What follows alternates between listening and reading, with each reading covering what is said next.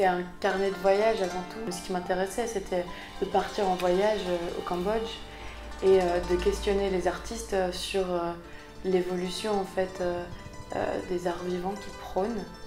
Et je suis partie au Cambodge pour faire des recherches sur le cirque.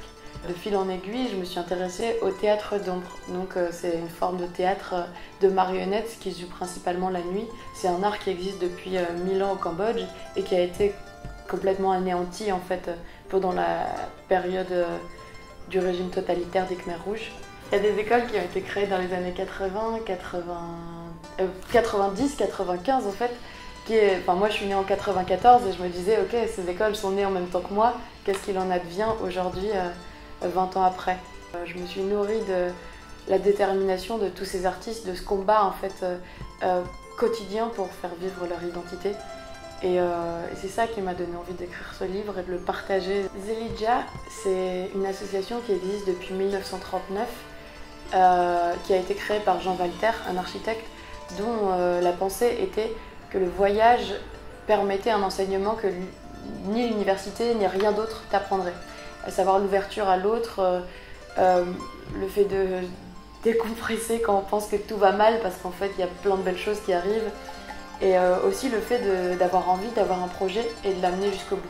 C'est une association qui donne des bourses de voyage aux jeunes de 16 à 20 ans parce que entre 16 et 20 ans, c'est une zone de transition de l'adolescence à l'adulte en fait. Et donc il y a la création de l'identité et le voyage permet d'avoir un recul et de se retrouver tout seul, ce qui permet de mieux se connaître. On reçoit une bourse pour laquelle on doit rendre un carnet de compte et le journal de route. Donc c'est vraiment un journal, une sorte de journal intime pour partager les moments de bonheur et les moments durs aussi, parce que c'est pas toujours évident de voyager seul. Et après on a le carnet d'enquête, enfin ton rapport d'enquête plutôt. Et moi je voulais faire un documentaire audio. Dans notre société, l'image est très présente et j'avais envie de passer par le son. Donc là-bas j'ai enregistré énormément de spectacles et puis j'ai fait des entretiens de jeunes artistes, de maîtres du Cambodge, de moines. J'ai pris beaucoup de photos et quand je suis arrivée en France, je parlais du théâtre d'ombre cambodgien et on me disait ah oui, les ombres chinoises. Non, c'est pas ça. Et je me suis dit que les gens ne pouvaient pas du tout s'imaginer ça par le son que je proposais. Donc j'ai décidé de faire un carnet de photos.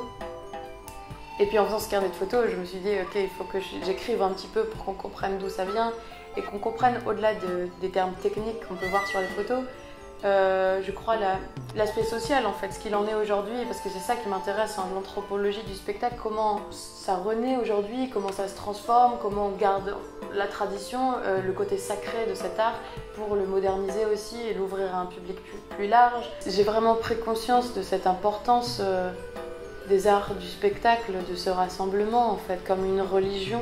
Et ça m'intéresse de voir les théâtres et même plus largement les arts du spectacle à travers le monde, comment ils vivent, comment ils sont transmis. Man Kozal, c'est le directeur de la compagnie Sobanapum, qui est la première compagnie que j'ai visitée, où j'ai été accueillie bras ouverts incroyablement bien. Et il dit « Moi, mon père est catholique, ma mère est bouddhiste, et moi, ma religion, c'est le théâtre. »